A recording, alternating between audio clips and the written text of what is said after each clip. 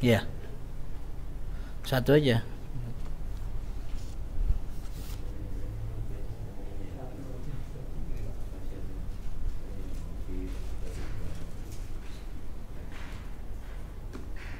Justru saya lihat coba. Ada itu. Nah, itu.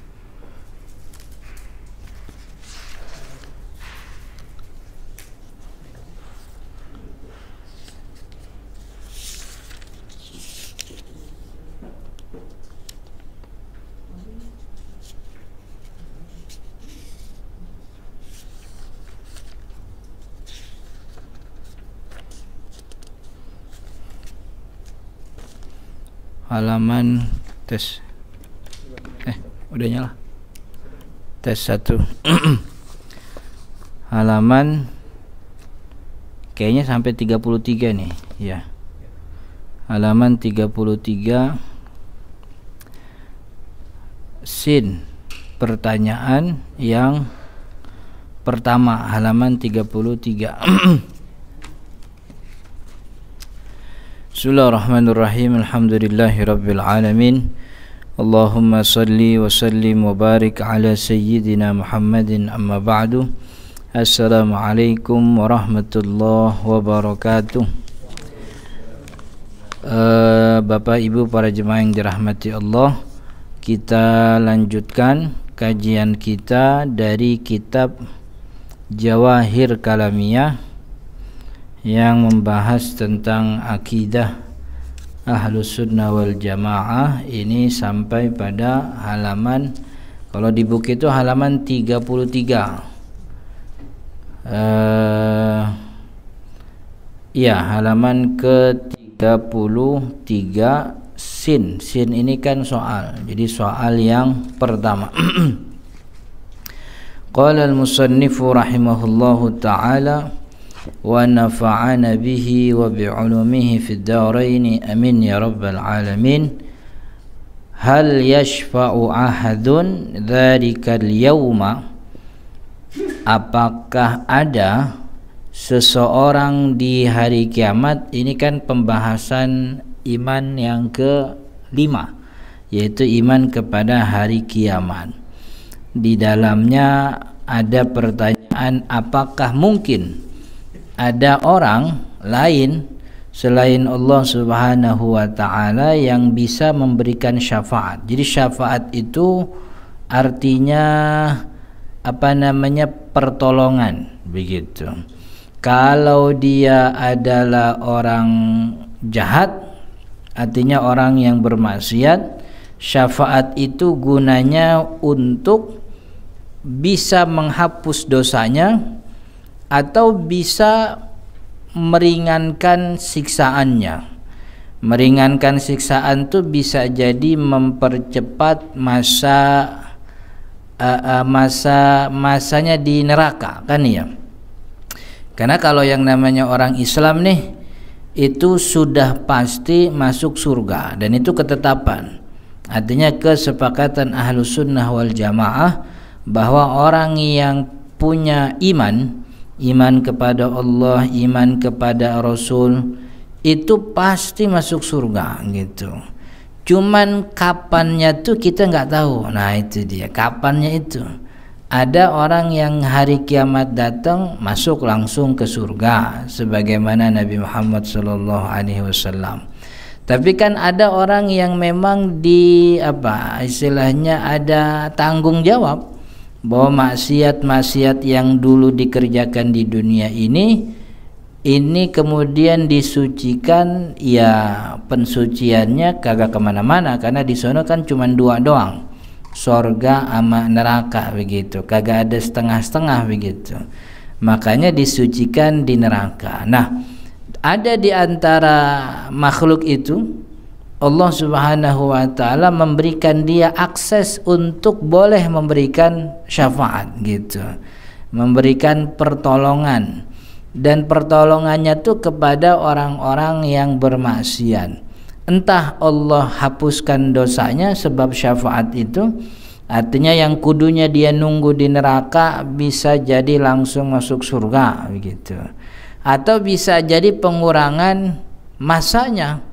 Jadi masanya di neraka ini kudunya sekian sebab dapat syafaat, kemudian dipercepat gitu. Jadi itu syafaat, artinya apa namanya, pertolongan.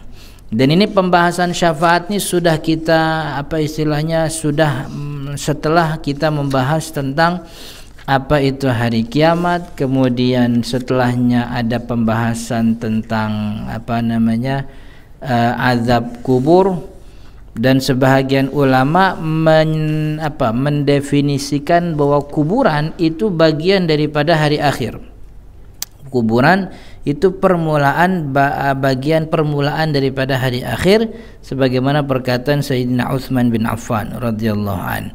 Artinya meyakini apa yang terjadi di alam kubur itu bagian daripada keyakinan kepada hari kiamat, begitu.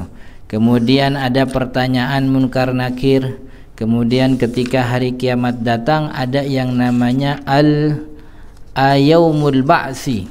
Al-ba'su itu artinya kebangkitan. Setelah dibangkitkan kemudian dihisab. Dihisab itu artinya kalau bahasa kitanya tuh inventarisasi amal. Itu namanya hisab tuh, inventarisasi amal. Mana amal baiknya, mana amal buruknya.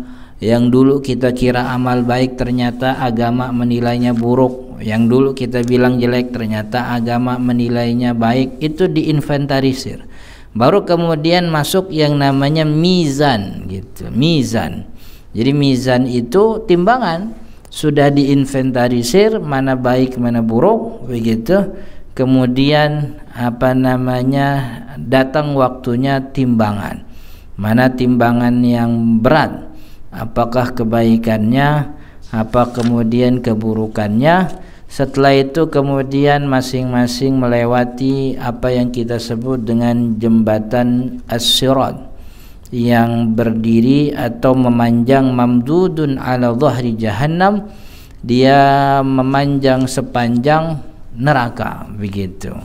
Jadi tergantung sesuai dengan, dan ini keyakinan bahwa seorang muslim punya keyakinan bahwa akan terjadi hari kiamat, salah satunya sebagai bentuk keadilan. Jadi kalau orang timbang hidup mati, udah begitu doang, kagak ada keadilan. Ya kalau gitu yang korupsi enak, yang main ono main ini enak, kan begitu. Jadi Tuhan tuh jadi kagak adil kalau timbang hidup mati selesai doang. Orang baik nggak dapat ini ganjaran kebaikannya, orang buruk juga dapat senangnya doang. Jadi nggak dapat ganjaran. Orang-orang yang panas-panasan ini di lampu merah yang berhentinya benar di belakang garis putih, kalau cuman mati doang beres, nggak dapat ganjaran kebaikan, kan rugi dia. Udah panas-panasan. Mana sekarang panasnya 39 lagi, kan begitu. Berhenti di belakang garis putih, mati, udah kagak ada apa-apa. Lah, rugi gitu. Orang maju klakson tantin, udah ngelanggar hak orang. Tak jalan tempat jalan kaki dipakai buat motor. Nah, ini balasannya ntar di hari kiamat sebagai bentuk keadilan. Dan keyakinan ini keberuntungan, artinya keyakinan kepada hari kiamat ini menjadikan kita orang yang punya sikap bahwa segala sesuatu yang kita lakukan di dunia ini punya andil atas jatah kita di akhirat. Makanya kelakuan kita tuh terbatas dengan keyakinan itu. Dia mau naik pangkat misalnya. Gini, kalau nyikut sini, nyikut sono, kemudian jilat sini kan bisa naik. Tapi dia mikir, kalau gitu kan nggak boleh, nanti akhiratnya gimana?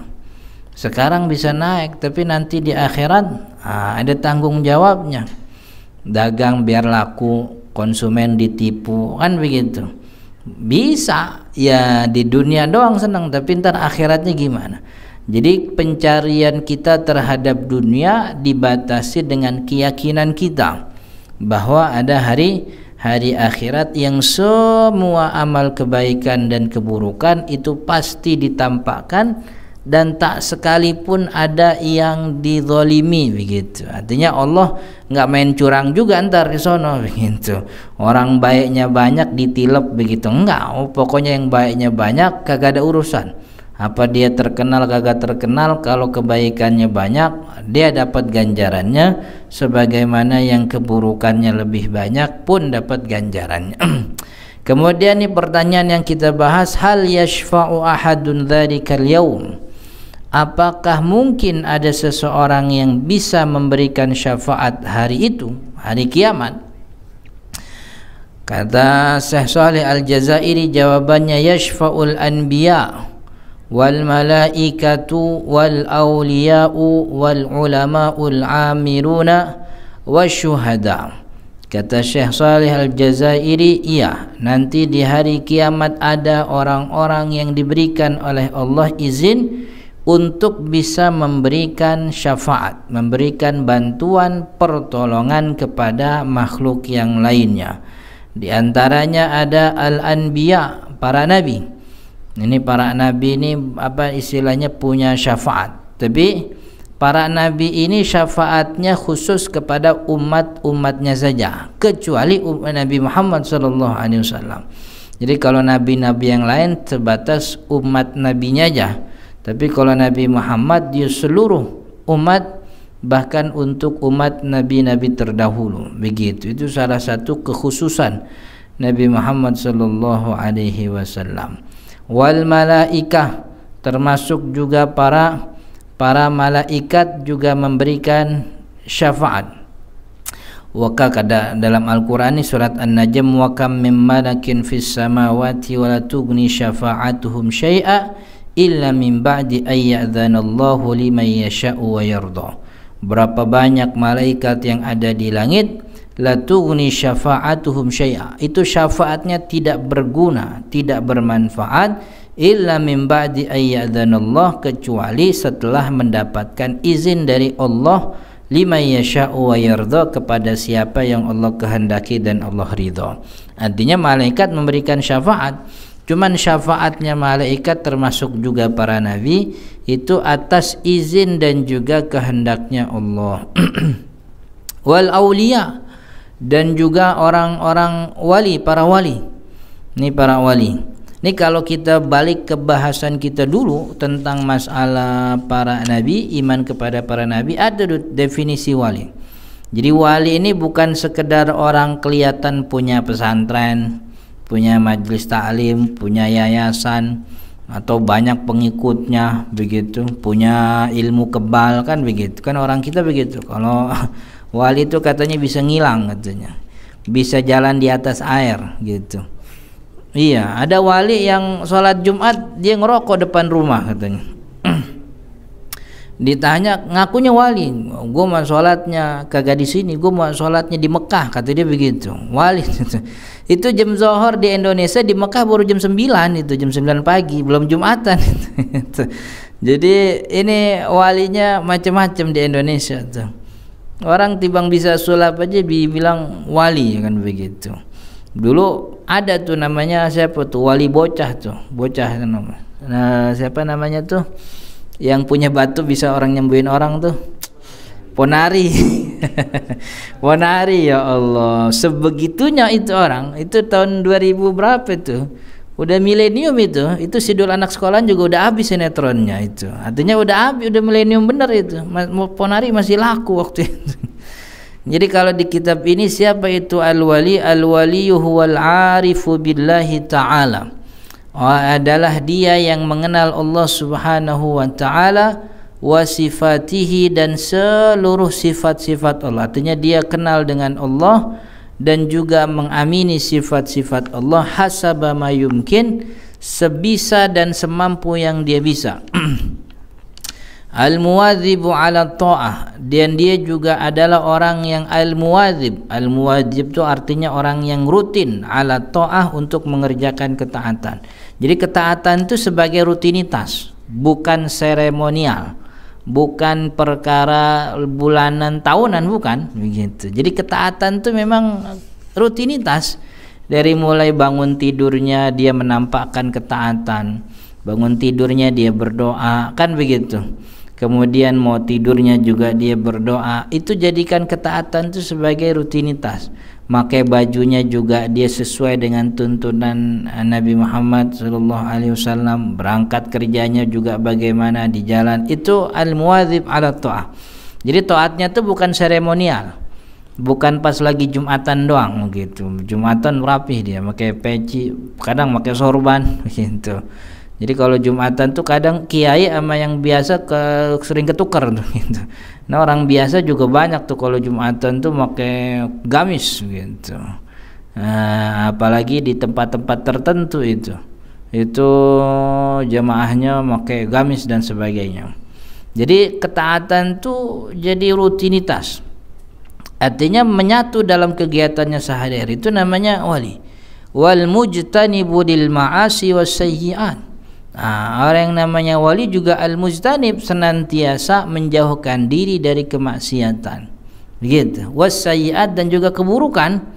Artinya kalaupun itu bukan maksiat yang menghasilkan dosa, ini keburukan begitu. Ini keburukan. Kan ada sesuatu yang dinilai bagi sebagian orang tuh itu buruk.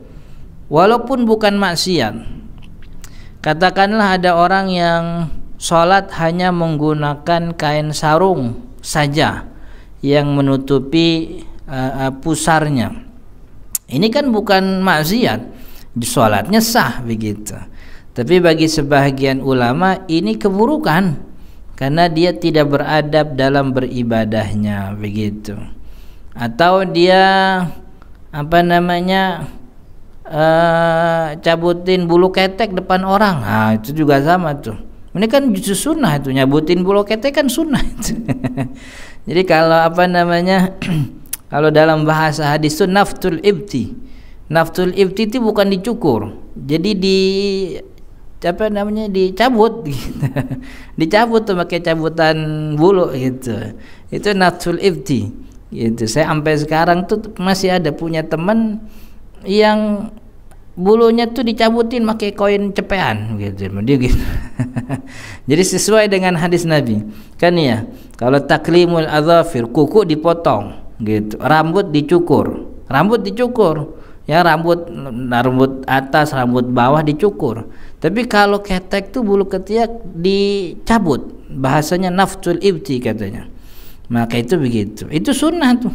Tapi kalau dilakuin depan orang begitu, orang lagi ngobrol dia nyender kemudian nyabutin bulu ketek, kan enggak. Wali enggak begitu.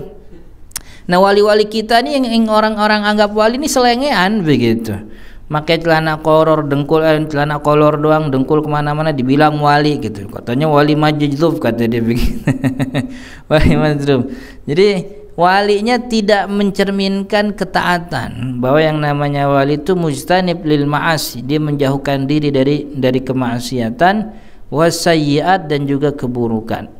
Wal mu'rid, dan wali juga adalah orang yang mu'rid. Mu'rid itu menolak, anil inhimak, untuk inhimak tuh lebay, berdalam berlebihan, fil ladzati wasyahawat, dalam hal lazat, kenikmatan, dan juga syahwat. Artinya kita ini punya syahwat, dan ini perhiasan bagi manusia. Orang boleh-boleh aja pengen makan yang enak, pengen ngelihat yang bagus, pengen denger yang yang merdu, pengen ngerasain yang enak, pengen punya istri yang cantik, itu syahwat, dan itu sah saja. Yang kagak boleh itu al-inhimak, berlebihan begitu. Makannya nggak wajar, udah kenyang tapi masih makan lagi, berlebihan. Jadi kadar taatnya sama syahwatnya lebih banyak nurutin syahwatnya. Makanya bukan wali begitu. Apalagi kalau wali paling kalau ngumpul ngomongnya kawin mulu. Itu bukan. Ngomongnya kawin mulu, kata gitu. Jadi wali itu al-arifu billah, orang yang mengenal Allah, wal muwadzibu ala ta'ah. Dia artinya mengenal Allah tuh dia mendalami sifat-sifat Allah. Dengan sifat-sifat Allah dia beriman kepada Allah. Al-muwadzibu ala ta'ah, dia merutinkan ketaatan. Al-mujtanibu lil ma'asi, yang orang itu menjauhkan diri dari maksiat dan juga keburukan. Wal mu'rid, itu menolak daripada berlebih-lebihan dalam kenikmatan. Orang mau ngerasain nikmat boleh, punya rumah yang bagus boleh, punya mobil yang mewah boleh, nggak apa-apa, punya motor yang keren juga nggak apa-apa, tapi yang tidak boleh berlebihan, melebihi mencintai barang tersebut melebihi daripada ketaatan. Itu wali. Nah, wali-wali begitu tuh diberikan izin oleh Allah untuk memberikan syafaat.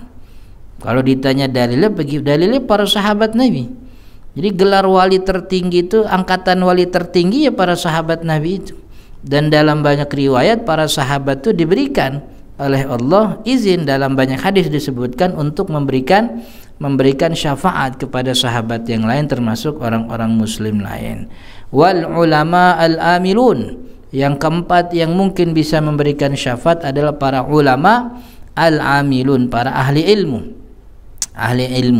Jadi al-auliya itu sering diidentikan dengan tokoh ahli hikmah, sedangkan ulama itu sering diidentikan dengan para ulama itu ahli fikih dan seterusnya itu.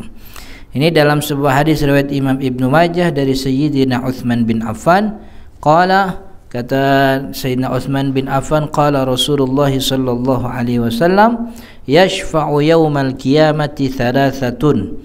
Ada 3 orang yang bisa memberikan, ada 3 kelompok manusia yang bisa memberikan syafaat hari kiamat. Al-anbiya, para nabi, tsummal ulama, kemudian para ulama, tsumma syuhada, dan juga yang ketiga para syahid, para syuhada. Begitu. Wa syuhada, dan yang ke 1 2 3 4 5. 1 2 3 4. Ya. Nabi, malaikat, para wali, para ulama. Yang kelima asyuhada, yaitu para syahid, orang-orang yang gugur di medan peperangan. Walaupun nih syahid di sini ini tidak sebagian ulama mengumumkan saja. Jadi syahid ini kan ada 2 dalam pandangan agama. Syahid itu ada 2, ada syahidun fid dunya, ada syahidun fil akhirah, ada syahidun dunia al-akhir, ada 3. Jadi syahid dunia akhirat, ada syahid akhirat, ada syahid dunia. Syahid dunia adalah orang yang mati di medan perang, jihad di jalan Allah, tapi buruk niatnya. Itu syahidnya syahid dunia aja gitu. Ada syahid dunia, ada syahid dunia akhirat. Kalau syahid dunia akhirat ini adalah syahid orang yang memang mati di medan perang. Perangnya sebab meninggikan kalimat Allah, musuhnya orang-orang non-muslim, dan dia mati di dalam peperangan atau sebab peperangan. Jadi perangnya udah beres 3 hari yang lalu, dia punya luka nih di perutnya, berbaring dia di rumah sampai akhirnya meninggal. Itu juga disebut syahid dunia. Kalau dia punya niat yang baik, maka gelarnya syahid dunia, syahid akhirat, syahid dunia akhirat. Tapi kalau niatnya buruk, artinya tidak, niatnya bukan untuk meraih ridha Allah, itu syahid dunia aja. Nah, ada syahid akhirat. Jadi ada syahid dunia akhirat, ada syahid dunia, ada syahid akhirat aja. Jadi dia syahid akhirat ini kata ulama, dan ini disebutkan oleh Nabi Muhammad, banyak contohnya.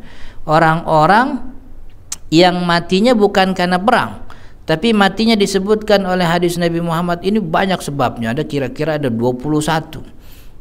Mati seperti orang yang mati dalam sebab pandemi, orang yang mati sebab melahirkan, orang yang mati jatuh dari ketinggian, orang yang mati tenggelam di lautan, orang yang mati artinya ada banyak sebab kematian yang digolongkan oleh Nabi Muhammad sebagai syahid akhirat. Artinya kalau syahid dunia akhirat, syahid dunia atau syahid dunia akhirat kan nggak usah dimandiin. Timbang dibungkus pakai kain di mana dia perang pakai itu, kemudian disolatin, beres sudah, dikuburin kan ya. Tapi kalau syahid akhirat itu tetap disolatin kalau ketemu jasadnya. Nah, kalau tidak membahayakan jasad. Artinya kan ada orang yang mati kebakar, itu juga termasuk dikatakan syahid. Kalau emang dimandiin gak apa-apa, mandiin. Setelah dimandiin disolatin. kuburin kayak biasa, itu syahid akhirat. Tapi mereka nih orang-orang yang mati sebab ini nih punya kemuliaan di sisi syariat. Salah satunya mereka nih bisa memberikan syafaat gitu. Makanya kalau disebutkan di sini nih orang syahid bisa syahid ini dikatakan memberikan syafaat, ini ada sebagian ulama yang mengatakan umum. Semua yang namanya syahid, baik syahid dunia atau syahid akhirat, dia bisa memberikan syafaat. Tapi sebagian lain ada yang mengkhususkan bahwa yang dimaksud syahid di sini adalah syahid dunia, adalah orang yang mati dalam keadaan peperangan. Begitu. Dan ini hadisnya banyak. Wa yushaffa'u syahidu fi sab'ina min ahli baiti. Orang yang mati syahid itu bisa memberikan syafaat kepada 70 orang daripada keluarganya. Begitu. Daripada 70 orang daripada keluarganya.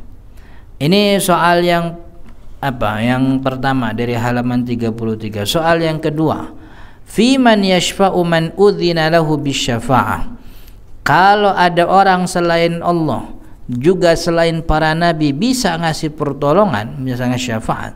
Lalu syafaat itu kepada siapa? Fi man yashfa'u man udzina lahu bisyafa'ah. Kepada siapa orang-orang ini bisa memberikan syafaat?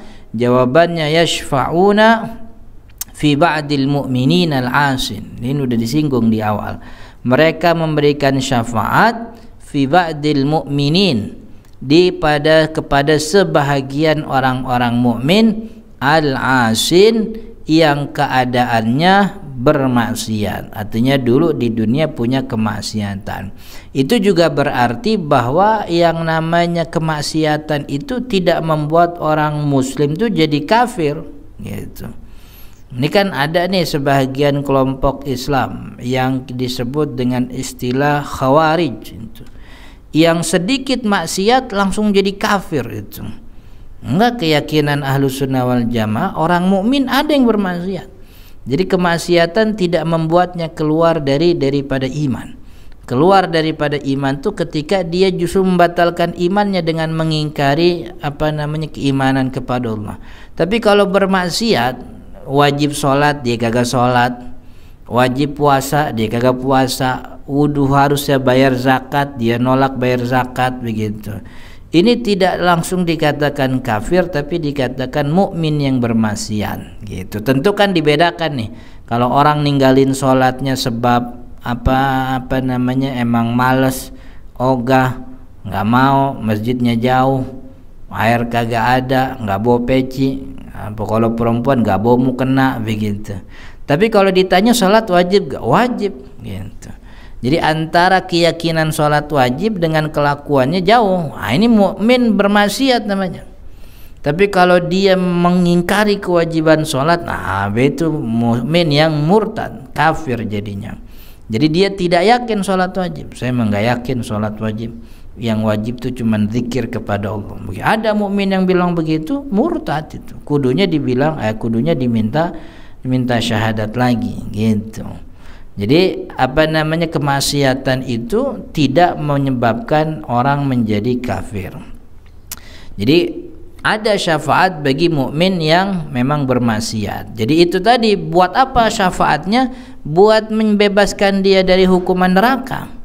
Atau kalaupun memang tidak bisa dibebaskan, setidaknya dikurangi masa tinggalnya di neraka, itu dikurangi gitu.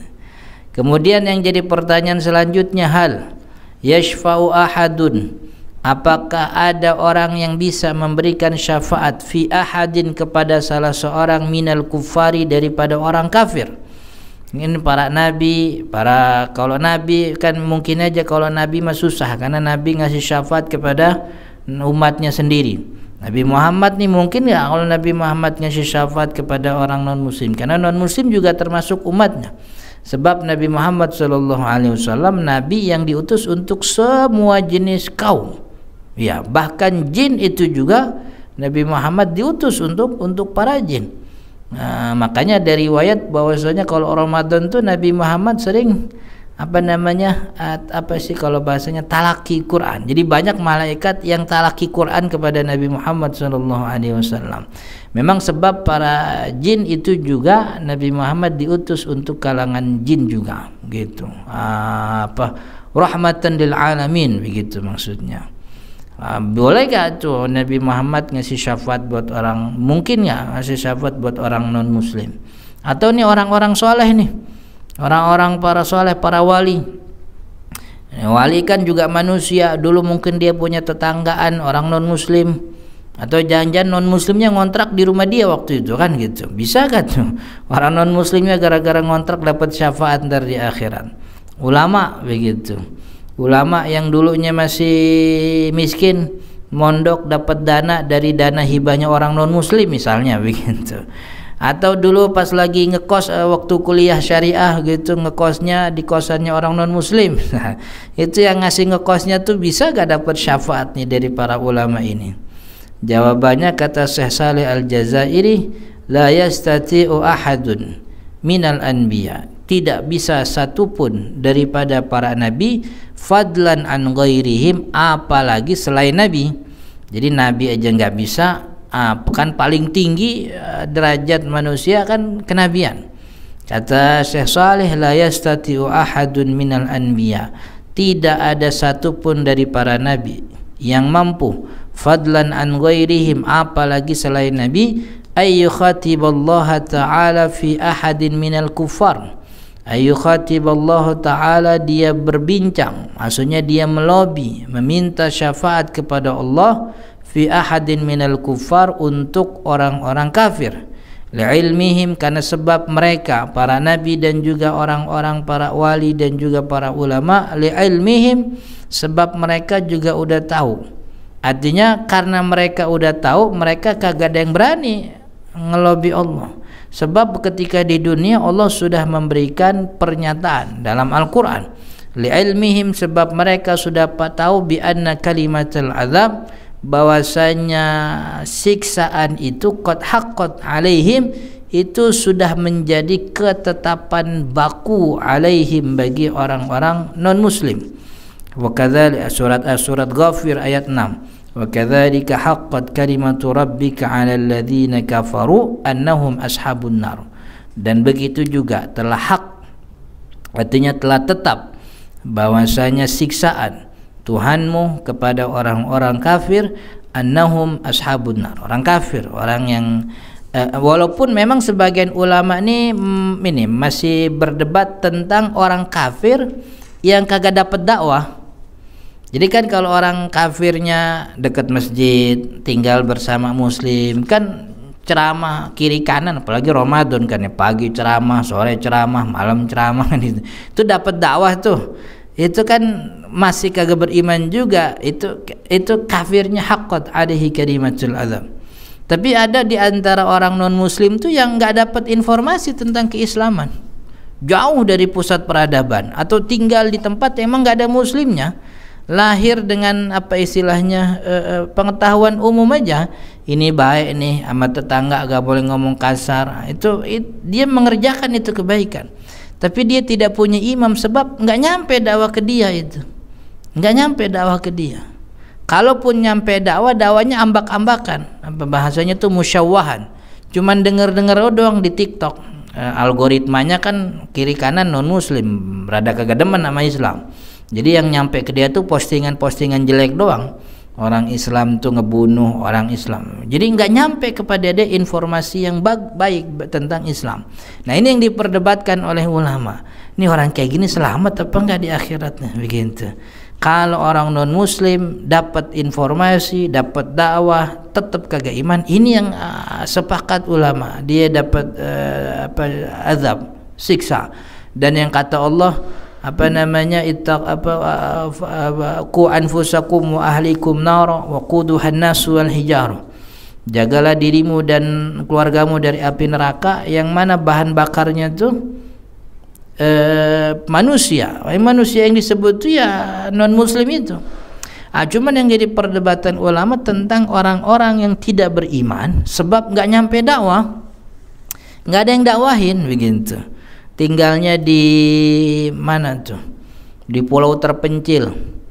Ada pulau tuh namanya Pulau Reunion tuh ya dulu. apa namanya, jauh dari Afrika kejauhan, Eropa jauh lagi kecil gitu. Kagak ada orang Islamnya itu.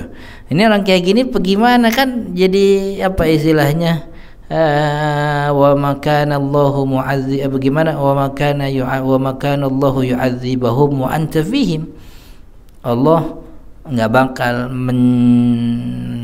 menyiksa seseorang selama Nabi Muhammad ada di situ. Maksudnya selama Nabi Muhammad ada dakwahnya. Tapi kalau Nabi Muhammad enggak ada dakwahnya di situ, bagaimana? Itu jadi perdebatan ulama gitu. Jadi yang dimaksud kafir nih orang yang sudah mendapatkan informasi dakwah kemudian dia juga tidak beriman. Para nabi, para wali enggak bisa dia ngelobi Allah sebab mereka tahu. Allah sudah menjelaskan dalam Al-Qur'an, faqad kalimatu rabbika 'alal ladzina kafaru annahum ashabun nar.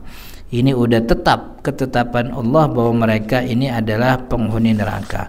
Wa annallaha subhanahu la ya'dzanu dzalik, dan Allah tidak mengizinkan itu. Artinya kalaupun ada yang berani, Allah enggak bakal izinin.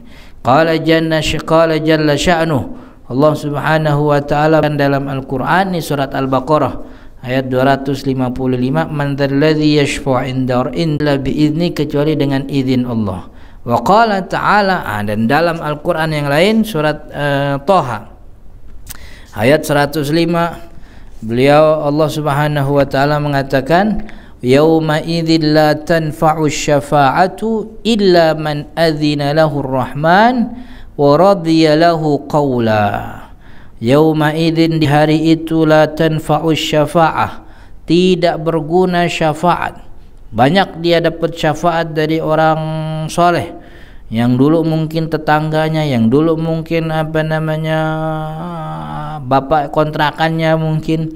Illa man adzina lahur rahman, tidak bermanfaat itu syafaat kecuali bagi orang yang diizinkan oleh Allah. Wa radiyallahu qawlan, dan Allah ridho kepada dirinya sebab dia punya qawlan, perkataan. Ini ditafsirkan oleh banyak ulama bahwa qawlan yang dimaksud, perkataan yang Allah ridho kepada makhluk itu adalah perkataan la ilaha illallah. Jadi orang yang tidak pernah terucap di dalam hidupnya perkataan la ilaha illallah enggak dapat syafaat siapapun dia. Artinya tidak terucap la ilaha illallah dalam dirinya sepanjang hayat. Ada orang yang banyak ngasih syafaat gitu. Ini satu pulau Jawa pesantren dia yang nyumbang semua non muslim, karena Allah ridho. Bagaimana Allah bisa ridho? Satu qaul yang membuat Allah ridho, satu perkataan, yaitu la ilaha illallah. Begitu. Soal yang selanjutnya, sin mal kautsar. Wallahu ta'ala alam. Insyaallah kita lanjut di pertemuan akan datang tentang apa itu al-kautsar. Al-kautsar ini diartikan oleh ulama sebagai apa, telaga. Apa sih telaga nih kalau bahasa Indonesia nih? Apa, waduk ya begitu. Waduk kecil begitu. Nah, tempat di mana orang kecil begitu. Nah, tempat di mana orang menimba air untuk diminum. Wallahu ta'ala alam. Mudah-mudahan bermanfaat. Insyaallah kita lanjut. Sebelum ditutup ada pertanyaan? Sudah ya. Insyaallah kita lanjut di pertemuan akan datang. Mudah-mudahan bermanfaat. Saya mohon maaf jika ada kata yang kurang berkenan. Kita tutup dengan kafaratul majlis. Subhanakallahumma wa bihamdika asyhadu an la ilaha illa anta astaghfiruka wa atubu ilaik. Assalamualaikum warahmatullahi wabarakatuh.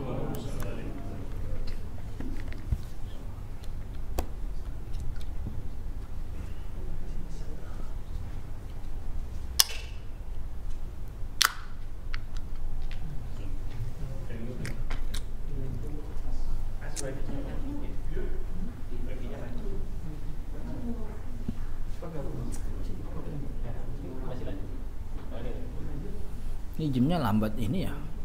Lambat apa? Jamnya? Iya benar ya.